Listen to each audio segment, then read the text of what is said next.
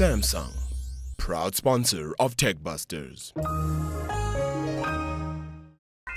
Well, Professor Michio Kaku is in South Africa. He's here at the Internet Solutions Internetics Conference.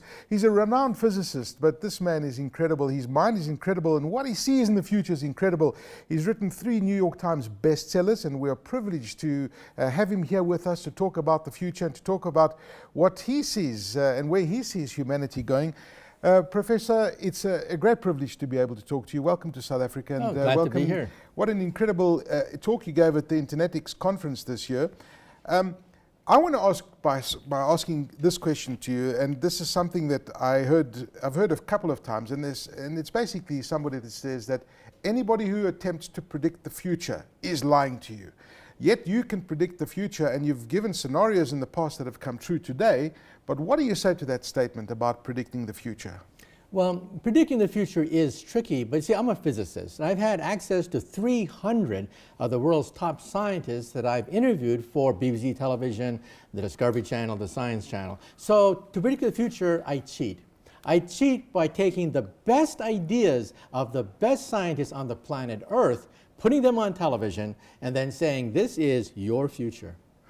We are living in such exciting times. I mean, we've seen this miniaturization of technology, and we've got sensors, and we're talking about the Internet of Things and connecting 50 billion devices to the Internet. Where do you see this going in the next 5 to 6 years towards the end of this decade? Well, this is just a prelude to what's happening. First of all, the computer will disappear. Chips will eventually cost about a penny in the next decade or so. There'll be billions of them scattered that we will be talking with our minds. We will mentally access many of these invisible computers, and people will think of us as wizards, sorcerers, walking into a room, mentally typing a manuscript, mentally calling from the car, mentally turning on the lights, turning on the internet, mentally scanning the internet, because the image of the internet will be in our contact lens. We will mentally control the internet through our contact lens. I will blink, and I will know who you are. Your biography will appear next to your name. You speak to me in Chinese, and my contact lens will translate Chinese into English, so you will always know who you're talking to, what you're looking at, where you are, and you will control things mentally via chips that only cost a penny. That is frightening. It is quite frightening. Does that scare you?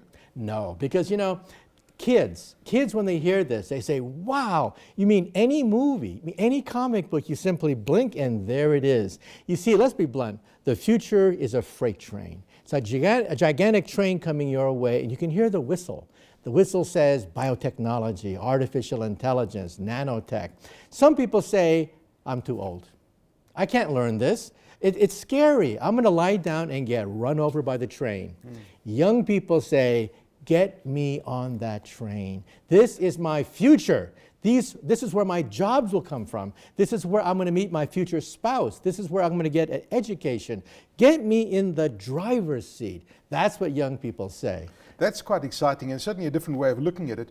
The other thing is that, I mean, when you look at the advancements in technology and you look at robotics and artificial intelligence that's heading our way, many will say and argue that many jobs are going to be lost in the future, and people won't have jobs, and it's going to be replaced by artificial intelligence and robots doing human jobs. We're already seeing that happen. We're already seeing the prospect of driverless cars in the future.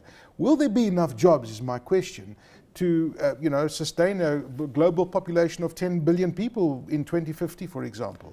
Well, let's look at it this way. There are no more blacksmiths and wagon makers. Now, do we cry?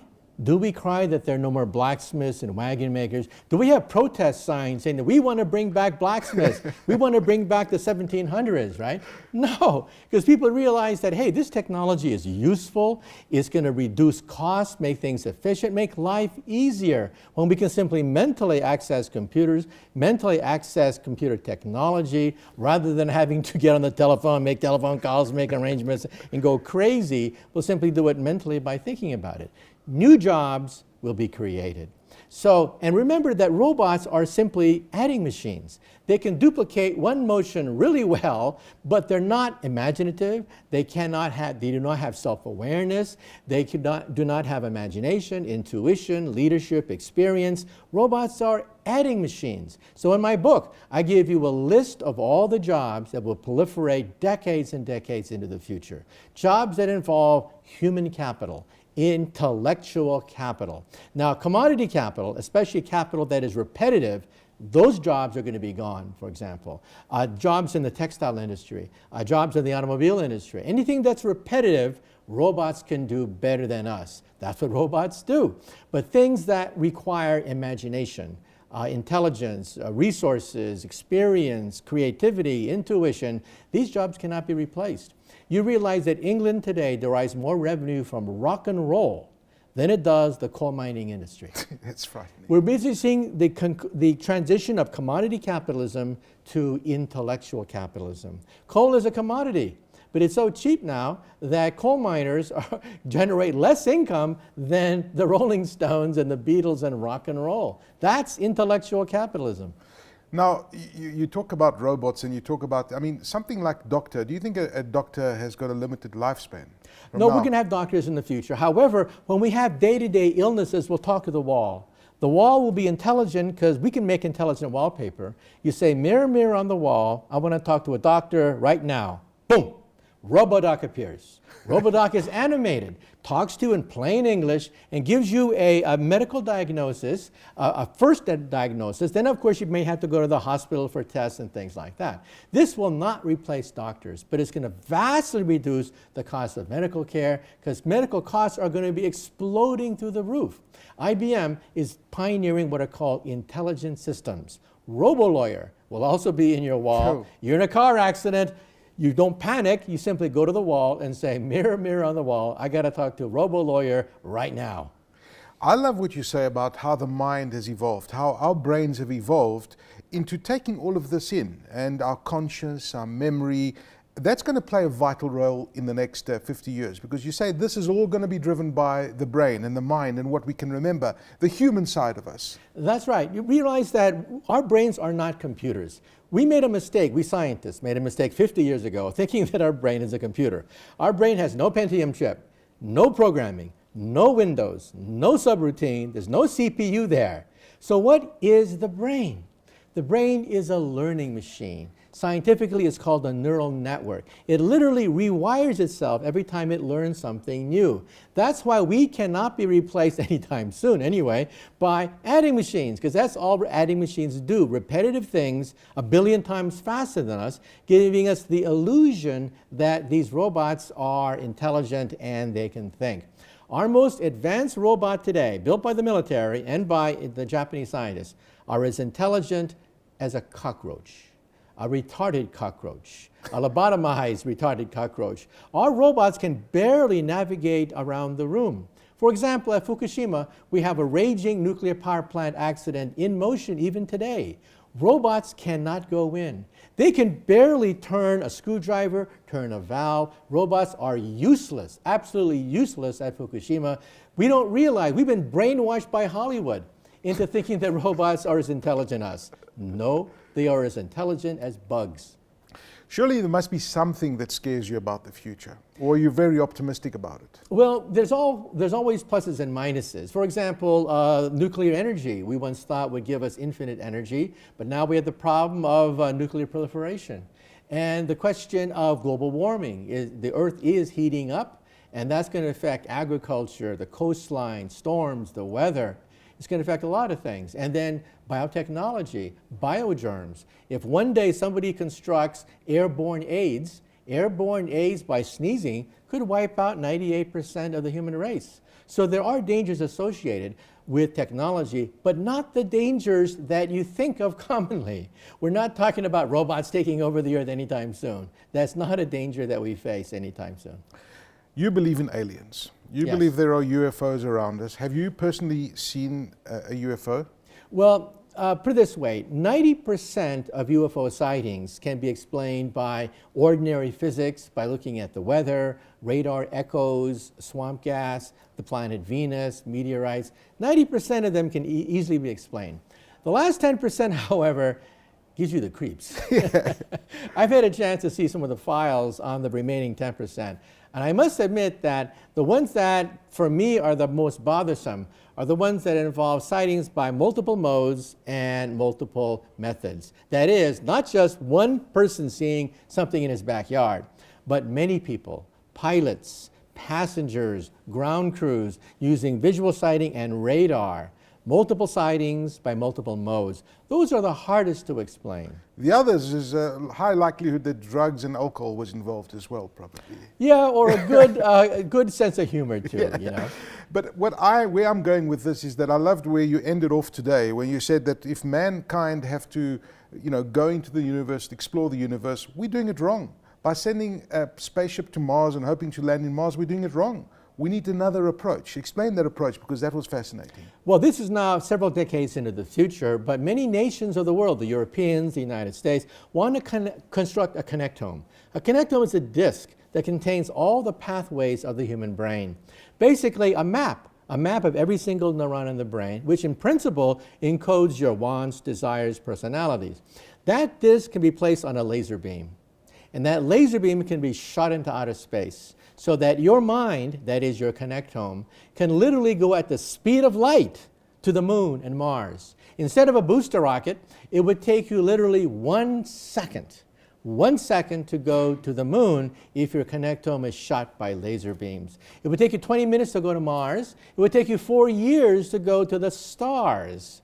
And so, in other words, we can't do it yet, but we will do it perhaps later in this century. But perhaps it already exists. Perhaps in our own backyard, the Milky Way galaxy, aliens that are more advanced than us have already constructed this. There could be a laser network of beings shooting their consciousness across the outer space at the speed of light, and we are too stupid to know it. Would we even know that in our backyard there are billions of messages and feelings and emotions and consciousness being sent across laser beams? No, our technology is too primitive even to understand the presence of this. Prof, let's go back to 2014. How does Professor use technology today? What are you using? What gadgets do you use? How do you use modern day technology today? Well, first of all, word processing, accessing the internet, all these things I do just like everybody else. I mean, your smartphone. What phone do you use? Do you use a tablet? Do you use a computer? Well, I use a Droid. But I say to myself that if you're going to be a futurist, you have to put aside these things and look at the next generation. The next generation will have everything in your contact lens. There will be intelligent systems in the wallpaper as paper becomes intelligent. The next generation beyond the cell phone is when the mind communicates directly to your contact lens, which accesses the internet, and talks to the wall, which also accesses the internet. That's the future. In other words, we will live in the Matrix. If you saw the movie The Matrix, the mind controlled reality itself. We will get to that point, and it's not going to take 100 years. In the next few decades, we will see the internet in our contact lens, the internet in wallpaper, the internet pretty much everywhere, constructing reality according to our wishes as we mentally communicate with the internet. What is your advice, finally, to young people who are watching this? They're inspired by you. They think that your version of the future is incredible. What advice do you give young people today? I say let your imagination run wild, and then pay your dues. Learn code, learn how this whole thing works, because we're witnessing the historic transition from commodity capital to intellectual capitalism. The wealth of the future will be the wealth of the mind. Commodities like food, for example, get cheaper every year. This morning you had breakfast that the King of England could not have had 100 years ago. That's how cheap food has become. So nations that only invest in agriculture, I tell young people, will be poor in the future, because agricultural products, commodity products, they fluctuate, but on the whole they go down. While products of the mind cannot be mass-produced. You cannot mass-produce the human brain. Those things which involve creativity, imagination, and intuition, they will be the currency of the future. And Einstein is your hero, right? That's right. That's who you look up to. Why specifically Einstein? Because with the power of thought, not muscles, not good looks, not telling jokes on TV, with the sheer power of his mind, an ordinary person doomed to obscurity, suddenly changed human history. All of human history, with the nuclear weapons, with nuclear power, with lasers, with all the gadgetry we see around us, can be traced back to Albert Einstein. Professor Kaku, it was an absolute privilege chatting to you. Thank you. There he is, and I think that's given you lots of food for thought. Professor Michio Kaku.